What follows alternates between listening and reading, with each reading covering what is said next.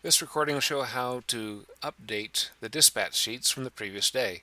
So I'm at my home table here. I go to Dispatch Update Visits. It takes me to the Visits table. I select my name because that's who I'm going to update. I select the date range of the 28th, starting date, ending date, and there's a Done button down here. I click on that. These are the 30 visits. I'm going to go over to Grid Edit, and you see there's a status column here that I want to update. So I simply go down my list and type in NH for not home and not home empty, uh, not home, not interested, whatever it might be.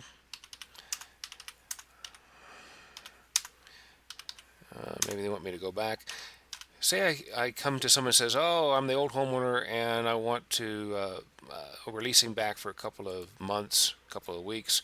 Oh, when's the new homeowner moving in?" And they say, "Oh, probably the middle of May." So I can put in move-in date 5/15, and what's going to happen is that lead won't show back up on my active list until May 15th, so I'm not sending anybody out there.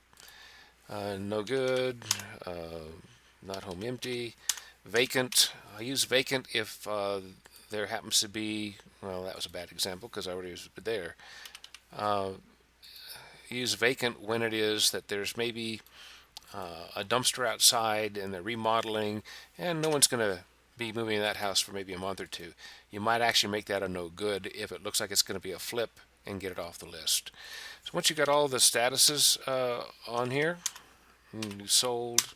If you do sold, you might put the customer's name out there just so you have a reference.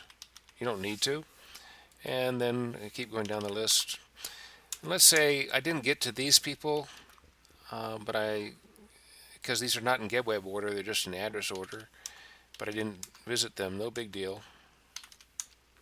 And I get down to the bottom of my list here, and I've gotten all the dispositions done. I don't have to put how many times it was not home or not interested because it's got a calculator in here. It just counts every time we put a status in. The only thing left is for me to remove the visits that I did not go to. So I go over here to the far right column and I delete that. I didn't go to that one or that one. And didn't go to that one. I'm just hitting the delete key as I highlight those visits.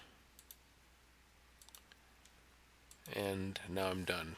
So all the visits that I've gone to have a disposition, and all the ones I didn't go to have been deleted. I simply hit save. I'm deleting 8 visits because I did not go to those. And if I go back into my name here, David, for 428, you'll see done. If I scroll down here, you'll see there's a done box there. And so these are now 22 visits that I went to, and it shows the status of those visits. You'll see the ones that say not interested. I've maintained that information in the database, but if I go, let's just check this out. So 10261 Rifle was not interested, and also they have a sold down here, Mario, on 105th Avenue. If I go back over to the leads table and pick 80022, you can see now I only have 39 prospects because some of those were not interested, not home, and sold. They don't show up on the list.